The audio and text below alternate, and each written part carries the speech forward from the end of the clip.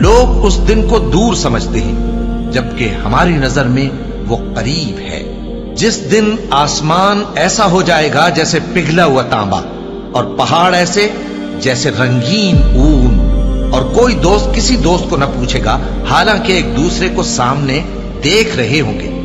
اس روز گناہگار چاہے گا کہ کسی طرح اس دن کے عذاب کے بدلے میں سب کچھ دے دے، یعنی اپنے بیٹے اور اپنی بیوی اور اپنے بھائی اور اپنا خاندان جس میں وہ رہتا تھا، اور جتنے آدمی زمین پر ہیں غرض سب کو دے ڈالے، پھر اپنے آپ کو عذاب سے چھڑا لے۔